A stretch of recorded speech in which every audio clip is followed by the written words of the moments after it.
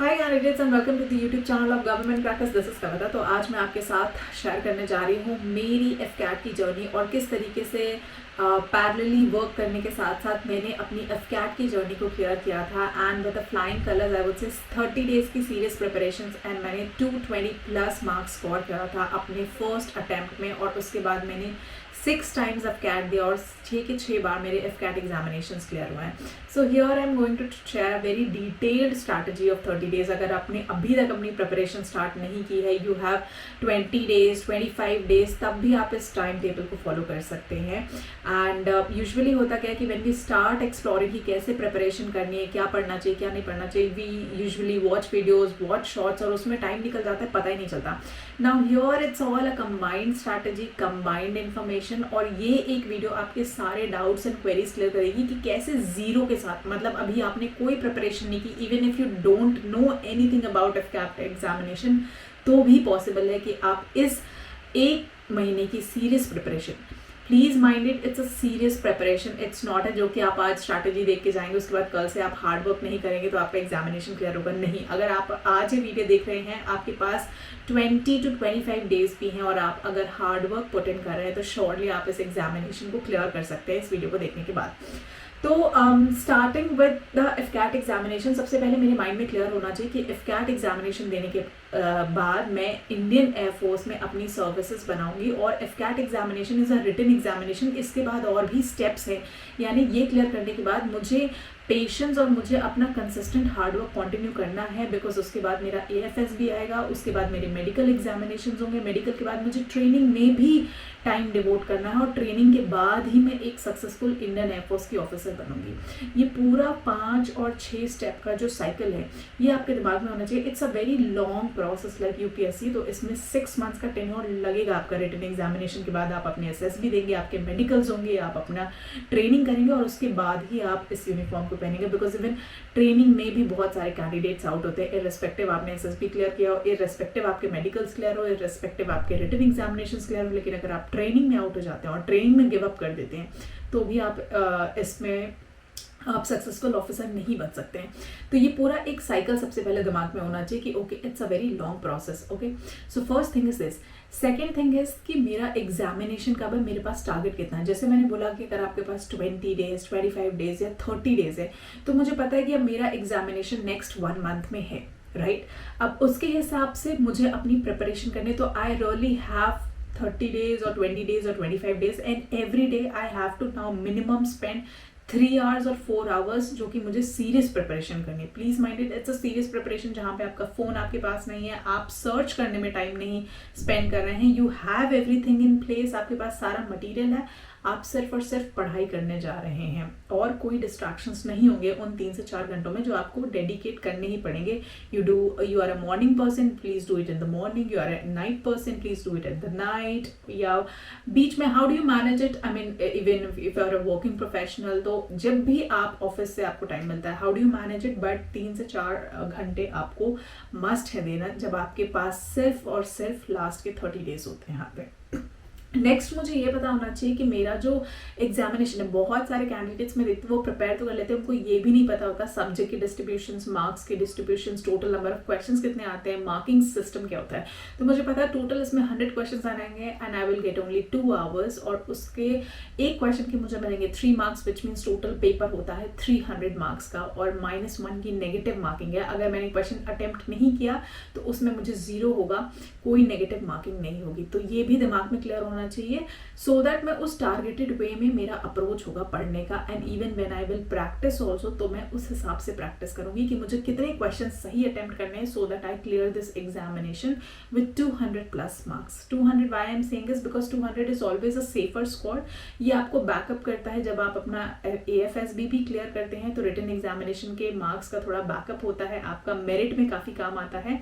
इसलिए हमेशा स्ट्रैटेजी बना के रखिए कि 200 plus score so that you are never a border line case और आप हमेशा अपने रिटन एग्जामिनेशंस के साथ साथ अपना SSB इंटरव्यू और मेरिट में भी आगे काम रहा है। तो आपको उस विजन के साथ एग्जामिनेशन की प्रिपरेशन करनी होती है, ना कि सिर्फ रिटन एग्जामिनेशन को क्लियर करने के पॉइंट ऑफ व्यू से, right.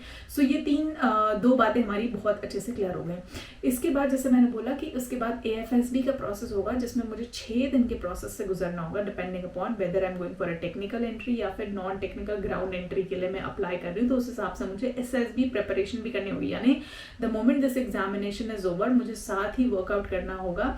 If I am very confident कि मेरा एग्जामिनेशन क्लियर होगा तो मुझे पैरेलली AFSB की भी प्रिपरेशन करनी होगी whenever I get the time.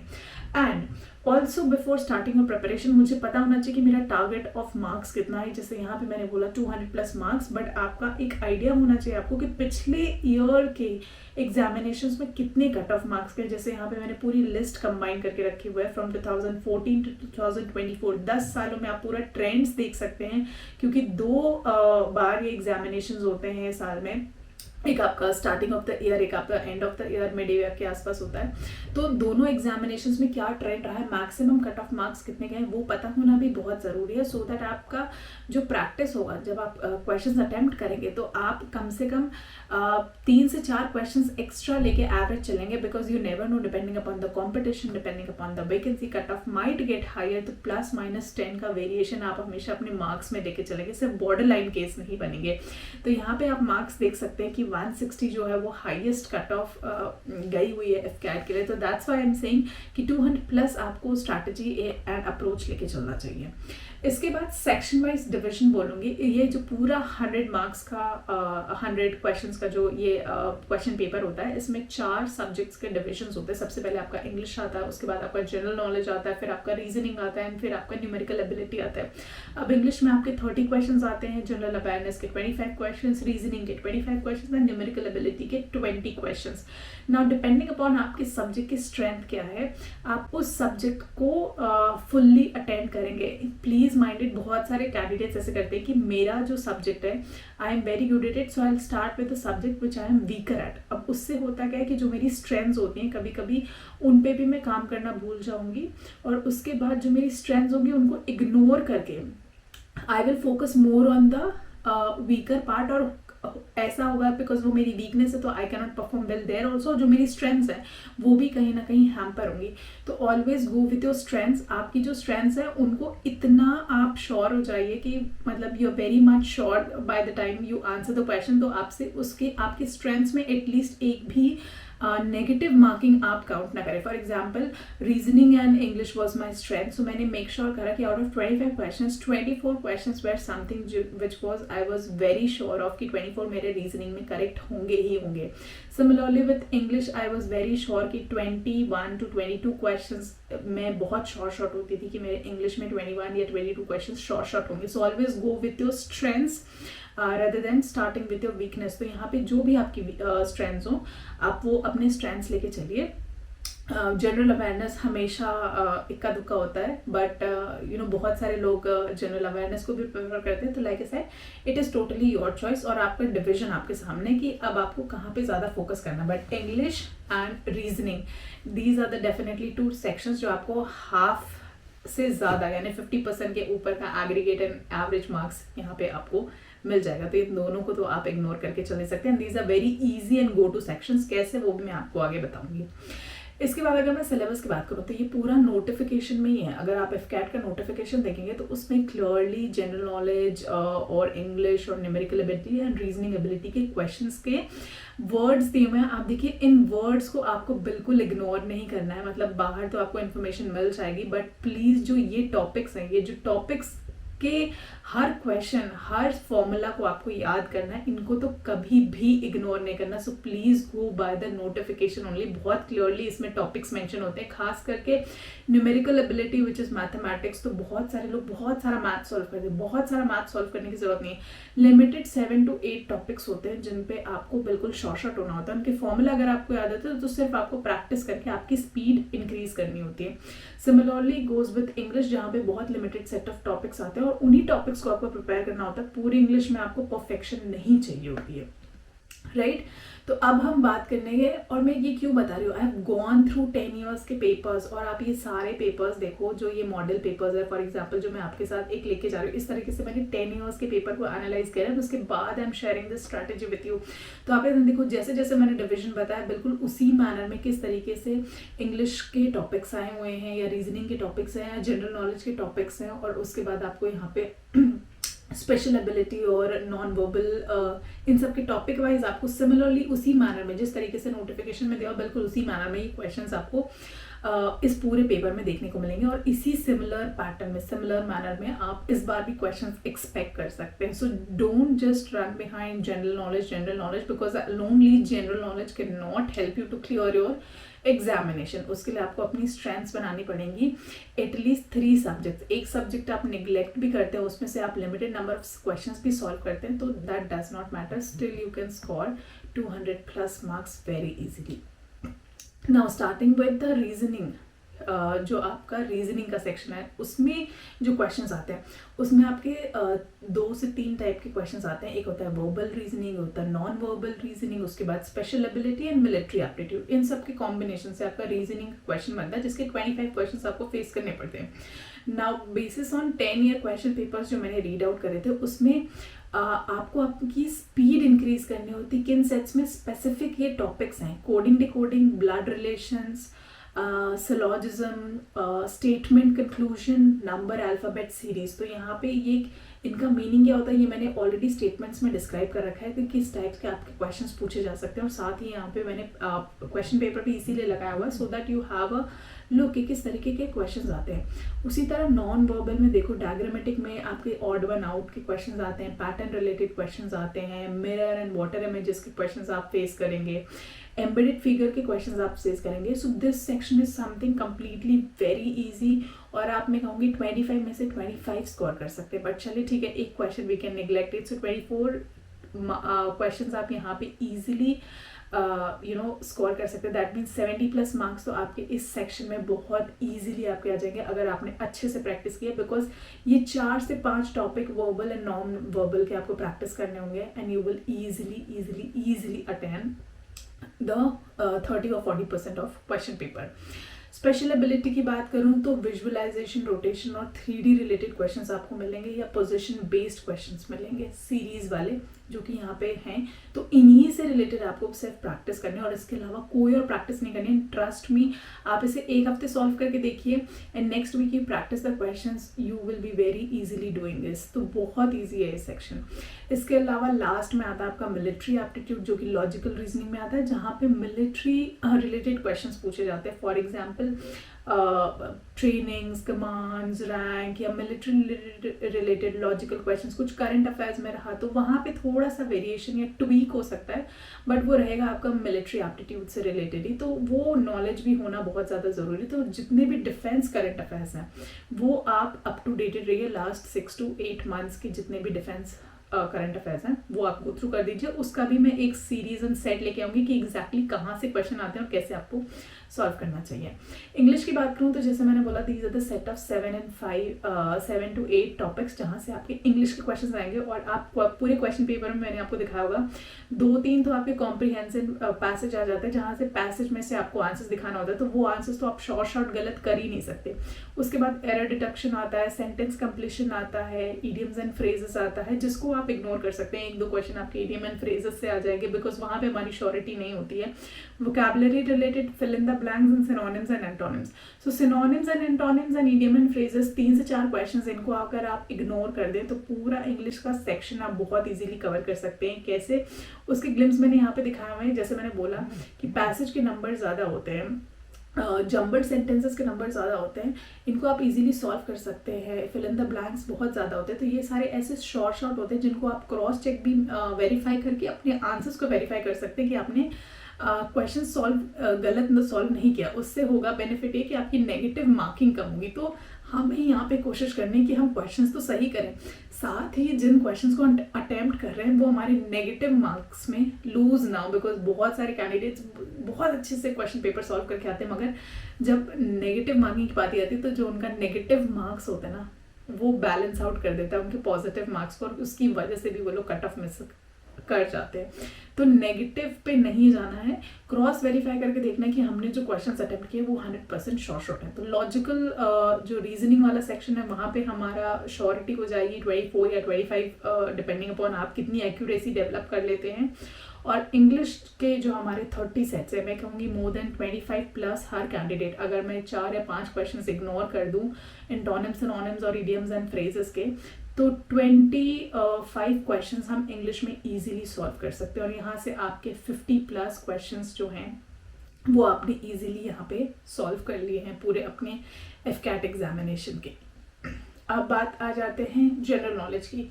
अब general knowledge is a very vast subject. However अगर आपको पढ़ना है तो बेसिस ऑन 10 ईयर ट्रेंड्स, जो स्टैटिक जीके के टॉपिक्स हैं जो कि करंट से भी कंबाइंड हो सकते हैं, और स्टैटिक में जो है वो हमेशा से पूछे जाते हैं एफकैट एग्जामिनेशन में। जैसे अगर मैं हिस्ट्री की बात करूँ, बहुत सिलेक्टिव टॉपिक्स हैं, फ्रीडम स्ट्रगल से रिलेटेड जितने भी की इवेंट्स हैं, जितने भी की मूवमेंट्स हैं, जितने भी की लीडर्स के नाम हैं, ये आप देखो पूरे 10 साल में रेपिटेशन इनमें रहा होगा। उसी तरह मॉडर्न हिस्ट्री में जो रिवोल्ट ऑफ 1857 है, कॉन्स्टिट्यूशनल डेवलपमेंट्स हैं, वो सारा का सारा आपको डेट्स एंड की नेम्स, आपको वो मूवमेंट्स एंड वॉर्स वो याद होना चाहिए। तो वो आपको बेसिकली जो स्टैटिक पर्सपेक्टिव है वो आपको बेसिकली मेमोराइज करना होगा। ज्योग्राफी में मैं बात करूँ तो जितने मेजर इंडियन रिवर्स हैं, जितने आपके माउंटेन्स हैं, स्टेट्स हैं, कैपिटल्स हैं, कॉन्टिनेंट्स हैं, लैंडमार्क्स हैं, कंट्रीज़ हैं, अभी किसी कंट्री में कुछ इंपॉर्टेंट इवेंट हुआ पिछले 6 से 8 महीनों में, वो आपको पूरा देखना पड़ेगा।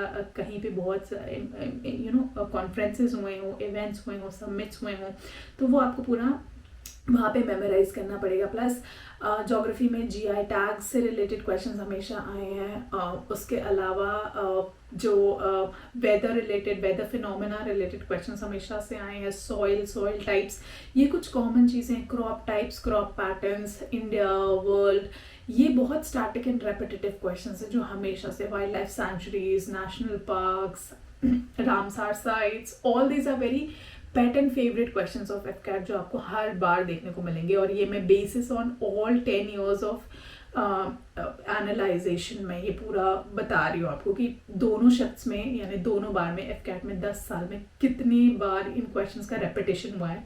उसके बाद मैंने सेलेक्टिव टॉपिक्स को निकाला हुआ है। Similarly with polity, Indian constitution के जितने भी राइट्स हैं, जितने भी डायरेक्टिव प्रिंसिपल्स हैं, जितने भी फंडामेंटल राइट्स हैं, उनसे रिलेटेड हर बार क्वेश्चन आपको वहाँ पे मिला होगा। साथ ही पार्लियामेंट, प्रेसिडेंट, जुडिशरी, इनसे रिलेटेड आपको क्वेश्चंस कहीं ना कहीं मिल जाएंगे। ट्वीक ये हो सकता है कि स्टैटिक की जगह पे करंट को ऐड ऑन कर दिया हो, करंट अफेयर्स डाल दिया हो। फॉर एग्जांपल अगर प्रेसिडेंट टॉपिक है तो अगर पास्ट प्रेसिडेंट के बारे में ना पूछ के, हो सकता है अगर आपके इस ईयर में प्रेसिडेंट चेंज हुआ तो प्रेसिडेंट का पूछ सकते हैं क्वेश्चंस, प्रेसिडेंट कौन से लॉ के अंदर चेंज होता है। तो इस तरीके के स्टैटिक क्वेश्चंस भी आपको देखने को मिल सकते हैं। वहीं मैं करंट अफेयर्स की बात करूं तो जैसे मैंने बोला, डिफेंस के करंट अफेयर्स प्लीज़ मत मिस आउट करिएगा। तीनों फोर्सेस में, भले ही आप इंडियन एयरफोर्स का एग्जामिनेशन दे रहे हो, मगर आर्मी में, नेवी में, अगर किसी नए शिप का आना हुआ है, कोई नया एयरक्राफ्ट आया है, कोई नया टैंक आया है, कोई नया वेपन आया है जिसे इंडिजिनाइज किया गया हो, मैन्युफैक्चर किया हो गया, तो वो आपको ज़रूर ध्यान देना है। कोई बड़ी एक्सरसाइजेस हुई हो तीनों फोर्सेस में कहीं पे भी, तो वो आपको बहुत ध्यान देना है। कोई मेजर अपॉइंटमेंट्स हुआ हो, तो डिफेंस रिलेटेड न्यूज़ तो आपको 6 to 8 months अब बिल्कुल आपको मिस आउट नहीं करनी है। उसके बाद नेशनल एंड इंटरनेशनल में अवार्ड, स्पोर्ट्स, समिट्स, अग्रीमेंट्स जो भी हुआ, ये आपको याद करना है। एंड इम्पॉर्टेंट मिशन जैसे स्पेस के मिशन हुए हैं, चंद्रयान मिशन, गगनयान मिशन, उनके स्पेसिफिक डेट्स, उनकी की अचीवमेंट्स, टाइमिंग्स, ये आपको थोड़ा सा याद करके चलना पड़ेगा। तो बहुत ज़्यादा आपको नहीं जाना है। अगर आपको जनरल नॉलेज भी पढ़नी है तो बहुत स्पेसिफिक टॉपिक्स पढ़ने हैं, रेदर देन पूरा जनरल नॉलेज नहीं पढ़ना, because that's where candidates make mistake.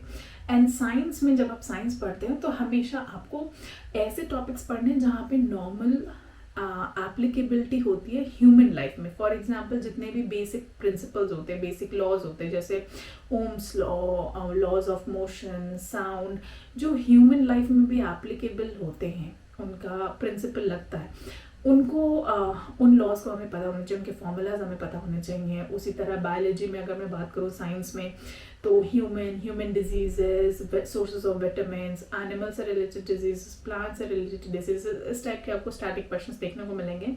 और डिफेंस में और आपको जैसे मैंने बोला कि इसरो से रिलेटेड, फाइटर जेट से रिलेटेड, मिलिट्री एप्टीट्यूड जो मैंने बोला वो मिलिट्री एप्टीट्यूड से रिलेटेड यहाँ पे आपको क्वेश्चंस देखने को मिलेंगे। Fighter jets, missiles, first missile, last missile, latest missile and so on, different type के मिसाइल्स, उनके जो प्रॉपर्टीज होते हैं वो आपको काफी ध्यान से यहाँ पे पढ़ना होता है। तो defence current affairs is something which you need to grasp, और 3 से 4 क्वेश्चंस आपको डिफेंस करंट अफेयर्स रिलेटेड या मिलिट्री एप्टीट्यूड के कॉम्बिनेशन में जरूर मिल जाएंगे।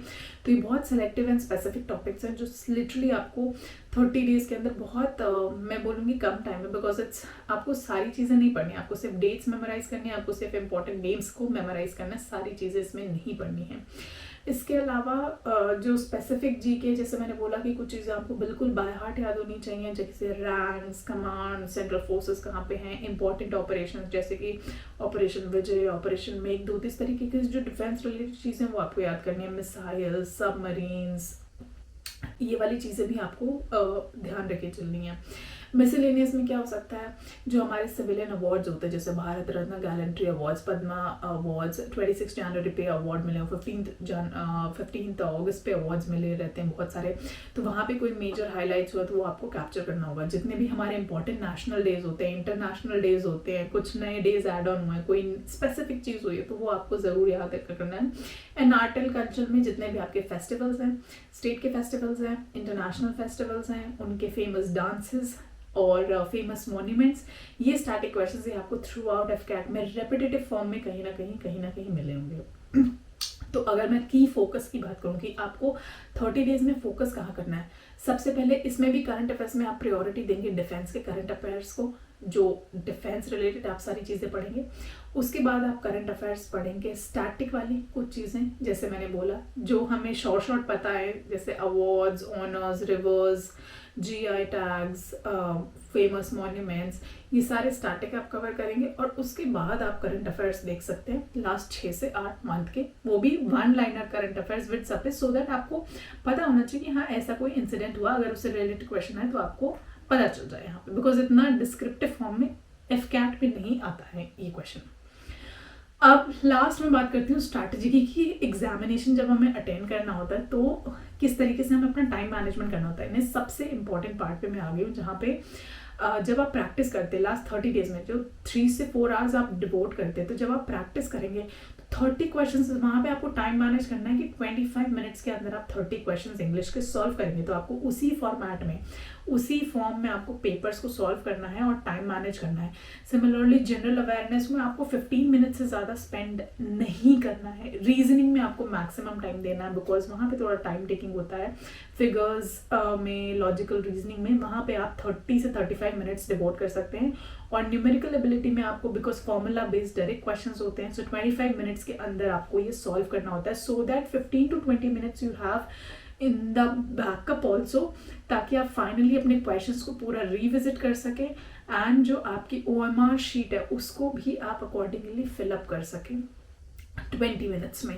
तो ये पूरा आपका टाइम मैनेजमेंट का भी गेम है। टाइम मैनेजमेंट भी आपको इसी 1 मंथ में लेके चलना है, बिकॉज यहाँ से जिस तरीके से आप प्रैक्टिस करते हैं उसी तरह आप अपने एग्जामिनेशंस में परफॉर्म करते हैं। तो लास्टली जो मेरा सोल्यूशन रहेगा वो ये रहेगा कि टाइम के अकॉर्डिंग आप प्लीज़ हर सेक्शन को प्रैक्टिस करिए। English, logical reasoning, general knowledge, उतने ही क्वेश्चन सॉल्व करिए, उससे ज़्यादा क्वेश्चन मत सॉल्व करिए, मगर टाइम के साथ करिए।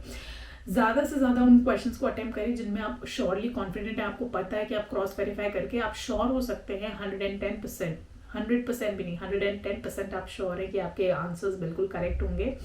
जहाँ पे आपको थोड़ा भी डिलेमा या डाउट लग रहा है, please leave that question, do not attempt that questions. बाद में आपके पास जब जो आपका बफर टाइम होगा वहाँ पे जाके आप एलिमिनेशन मेथड से भी आंसर्स को एलिमिनेट करके ट्राई कर सकते हैं। बट जब आप एक फ्लो में होते हैं क्वेश्चन सॉल्व करने की, तो प्लीज़ अगर आप कहीं स्टक हो रहे हैं तो please leave that question and go to the next question. And lastly practice practice practice, जितना ज़्यादा प्रैक्टिस करेंगे, लाइक 3 to 4 आवर्स में अगर आप 2 घंटे कोई चीज़ पढ़ रहे हैं तो जो भी आपने चीज़ पढ़ी इमीडिएटली उससे रिलेटेड क्वेश्चन की आप प्रैक्टिस करिए। नेक्स्ट आपको प्रैक्टिस करनी है कहाँ से जीके पढ़ना है, कहाँ से आपको एग्जैक्टली क्वेश्चंस पूछे जाएंगे, किस तरीके के करंट अफेयर्स आएंगे वो सारी सीरीज़ में बहुत लिमिटेड क्वेश्चंस के साथ आऊँगी, और वो क्वेश्चंस अगर आप रिवाइज कर लेंगे तो श्योरली आपका काफ़ी हद तक पूरा एग्जामिनेशन जो है वो एफकैट का कवर हो जाएगा। तो I hope this was useful for you, काफ़ी हेल्पफुल रहा होगा आप लोगों के लिए, और काफ़ी इंफॉर्मेटिव जो भी डिलेमा डाउट्स क्वेरीज होंगी वो यहाँ पे क्लियर हो गई होंगी। और अगर आप एफकैट की या किसी भी चीज़ की और प्रिपरेशन करना चाहते हैं तो वो आप डेफिनेटली प्रिपरेशन कर सकते हैं। Just have to go to government crackers website, वहाँ पे आपको सारी डिटेल्स एंड इन्फॉर्मेशन अवेलेबल मिलेंगी। ऑलरेडी हमारे साथ बहुत सारे बच्चे ज्वाइन कर चुके हैं, आप भी चाहें तो मेरे साथ ज्वाइन कर सकते हैं। और they are very limited number of students because with the job that I am doing which is also demanding, मैं बहुत लिमिटेड नंबर ऑफ स्टूडेंट्स को इनटेक करती हूँ और उनको इंडिविजुअल लेवल पे गाइडेंस करती हूँ, which is very much important. Individual guidance हर जगह से मिसिंग होती है, और ये इंडिविजुअल गाइडेंस एंड पर्सपेक्टिव का रिजल्ट है जो आपके सामने के इतने सारे स्टूडेंट्स जो है वो आज सक्सेसफुल यूनिफॉर्म में हैं। So I will see you in the next session. Till then, Jai Hind.